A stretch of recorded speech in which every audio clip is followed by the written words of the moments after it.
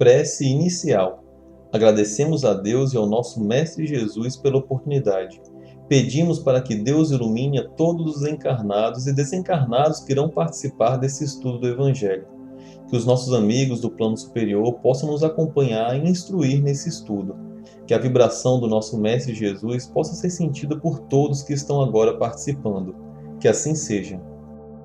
Trecho do Evangelho segundo o Espiritismo, capítulo 5, Bem-aventurados os aflitos, Instruções dos Espíritos, Perda de pessoas amadas e mortes prematuras. Sansão, antigo membro da Sociedade Espírita de Paris, 1863. Quando a morte vem ceifar em vossas famílias, levando sem consideração os jovens em lugar dos velhos, dizeis frequentemente: Deus não é justo, pois sacrifica o que está forte e com o futuro pela frente para conservar os que já viveram longos anos, carregados de decepções, leva os que são úteis e deixa os que não servem para nada mais. Fere um coração de mãe, privando-o da inocente criatura que era toda sua alegria. Criaturas humanas, são nisto que tendes necessidades de vos elevar, para compreender que o bem está muitas vezes onde pensais ver a cega fatalidade. Por que medir a justiça divina pela medida da vossa? Podeis pensar que o Senhor dos mundos queira, por um simples capricho, infligir-vos penas cruéis? Nada se faz sem uma finalidade inteligente, e tudo o que acontece tem a sua razão de ser. Se perscrutasseis melhor todas as dores que vos atingem, sempre encontraria nela a razão divina, razão regeneradora, e vossos miseráveis interesses representariam umas considerações secundárias, que relegareis ao último plano. Acreditai no que vos digo. A morte é preferível, mesmo numa encarnação de 20 anos, a esses desregramentos vergonhosos que desolam as famílias respeitáveis, ferem um coração de mãe e fazem branquear antes do tempo os cabelos dos pais. A morte prematura é quase sempre um grande benefício que Deus concede ao que se vai, sendo assim preservado das misérias da vida, ou das seduções que poderiam arrastá-lo à perdição. Aquele que morre na flor da idade não é uma vítima da fatalidade, pois Deus julga que não lhe será útil permanecer maior tempo na terra.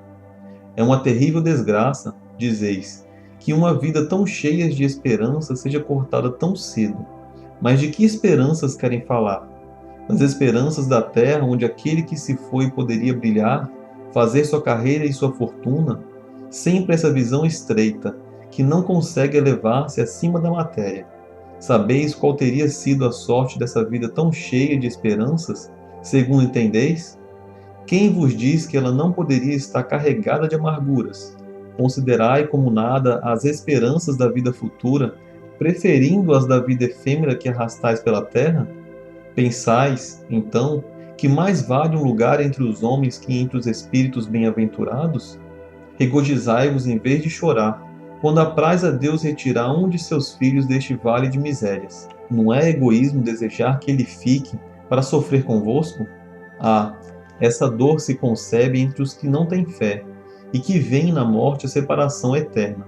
Mas vós, espíritas, sabeis que a alma vive melhor quando livre de seu involucro corporal. Mães, vós sabeis que vossos filhos bem-aventurados estão perto de vós. Sim, eles estão bem perto. Seus corpos fluídicos vos envolvem, seus pensamentos vos protegem. Vossa lembrança os inebria de contentamento. Mas também as vossas dores sem razão os afligem, porque revelam uma falta de fé e constituem uma revolta contra a vontade de Deus. Vós que compreendeis a vida espiritual, escutai as pulsações de vosso coração, chamando esses entes queridos. E se pedirdes a Deus para os abençoar, sentireis em vós mesmos a consolação poderosa que faz secarem as lágrimas e essas aspirações sedutoras, que vos mostram o futuro prometido pelo soberano Senhor. O Evangelho de hoje fala sobre perda de pessoas amadas e mortes prematuras. É um evangelho muito interessante, porque através desse texto a gente consegue ver que muitas vezes temos um ponto de vista um pouco diferente do que realmente precisamos ter para compreender essas coisas. Muitas vezes, quando a gente perde algum parente ou algum amigo, ou até algum outro desconhecido que seja tão novo, a gente acaba muitas vezes achando injusto isso ter acontecido, porque ele teria uma vida toda pela frente, uma pessoa tão nova, né? E outras que são mais velhas poderiam ir no lugar dela. Mas a gente precisa mudar o nosso ponto de vista e perceber que tudo o que acontece na nossa vida, ele tem um motivo. Deus, em sua infinita sabedoria, bondade e misericórdia, faz tudo conforme o necessário para as pessoas poderem evoluir. Sem contar que todos nós estamos sujeitos à lei de causa e efeito. Tudo aquilo que a gente faz de errado, todas aquelas coisas que ainda somos falhos, precisamos reparar isso para que a gente possa evoluir. E são com as dificuldades, com os problemas que precisamos enfrentar com resignação que vamos conseguir evoluir. E não é através de uma única encarnação que a gente consegue isso. Por isso temos a oportunidade de reencarnar diversas vezes para que a gente possa corrigir essas nossas falhas, corrigir os erros que já cometemos. Sem contar que o nosso verdadeiro lar é no plano espiritual. Reencarnamos só por um breve momento para que a gente possa colocar em prática nossos aprendizados, para que a gente possa progredir na nossa caminhada evolutiva, até chegar um momento que a gente não precise mais estar mergulhado na matéria, estarmos encarnados.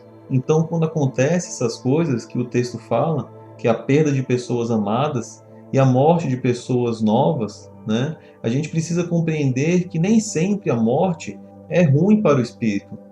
É ruim para a gente, claro, porque a gente sente saudade, a gente tem afeição pelas pessoas, né? Isso é um sinal que a gente está caminhando para a evolução, pela harmonia com todos os seres. Mas, por outro lado, a gente precisa compreender que a morte é necessária, que o nosso verdadeiro lar é no plano espiritual e não aqui.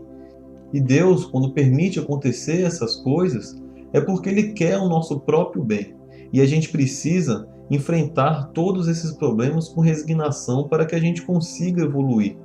Realmente é muito doloroso quando temos um ente querido que retorna para o plano espiritual, porque ele acaba nos deixando saudades, né? Mas a gente não pode ser egoísta a ponto de sofrer por essa separação, porque todos nós estamos conectados e sempre iremos estar. Logo mais também retornaremos para o plano espiritual. É como os espíritos falam no texto. Muitas vezes aquela pessoa que desencarnou, se ela ficasse aqui no plano material, ela poderia fazer muitas coisas erradas e aquilo prejudicar muito a sua evolução. Então Deus, ele sabe tudo que ele faz, né? Então a gente precisa ter esse ponto de vista alterado, ver que tudo o que acontece é necessário para a nossa vida, é necessário para a nossa evolução. E o mais importante é que nunca vamos deixar de nos encontrar. Todos nós estamos aqui passando por essa experiência na matéria, mas logo mais retornaremos para o plano espiritual e teremos outras encarnações e muitas delas com os mesmos espíritos dos nossos parentes e amigos. Então, o mais importante de tudo é realmente a gente confiar na vontade de Deus, é a gente se resignar diante desses problemas e, além disso, a gente poder mandar bons pensamentos para aquela pessoa que desencarnou. Porque muitas vezes, no começo, é muito difícil para ela, porque acabou de deixar o plano material. Eles sentem saudade também. E se a gente sofre constantemente por isso, acabamos por prejudicar eles. Por isso que é muito importante que a gente possa mandar bons pensamentos, bons fluidos, né? Porque isso vai ajudar ele a superar essa situação e receber a ajuda dos bons espíritos para que ele possa dar prosseguimento na caminhada evolutiva dele. É normal que a gente possa sentir saudade dos entes queridos que já desencarnaram, assim como eles também sentem a nossa falta. E essa saudade não pode virar um sofrimento, né? Uma tristeza sem fim, uma angústia, porque isso vai prejudicar eles, como eu falei, e prejudicar a nós também. Então, o mais importante é a gente poder ser resignado diante dessas dificuldades e confiar em Deus, porque Ele sabe o melhor para todos nós, tendo a certeza que logo mais iremos todos nos reencontrar no plano espiritual, que é o nosso verdadeiro lar. Com isso, encerramos o Evangelho de hoje. Agradeço a todos e que Deus, nosso Mestre Jesus e os bons Espíritos possam continuar sempre iluminando o nosso caminho. Que assim seja. Vibrações. De olhos fechados, vibremos em harmonia por muito amor, paz e equilíbrio para toda a humanidade. pela implantação do Evangelho em todos os lares, pelo equilíbrio e paz de todas as famílias, pelo perdão e concórdia dos que sintetizam conosco, visualizando a união e a amizade mútuas, pela cura e sustentação dos familiares e amigos, pelos presentes na reunião, pelos familiares e amigos desencarnados, pelo lar onde está sendo feito o Evangelho.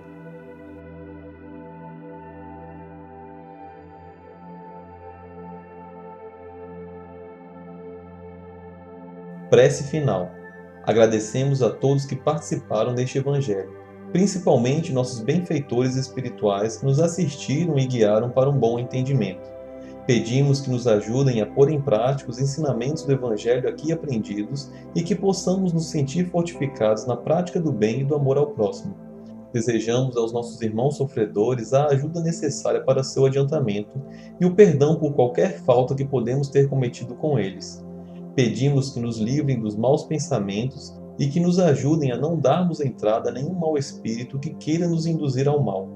Que Deus, nosso Mestre Jesus, e os bons espíritos possam nos guiar no caminho do bem e nos envolvam em um manto de muita luz e amor. Que assim seja. Curta e compartilhe esse vídeo. A maior caridade que podemos fazer pela doutrina espírita é a sua divulgação. Assim daremos a oportunidade para os outros conhecerem também o Espiritismo. Até a próxima, amigos!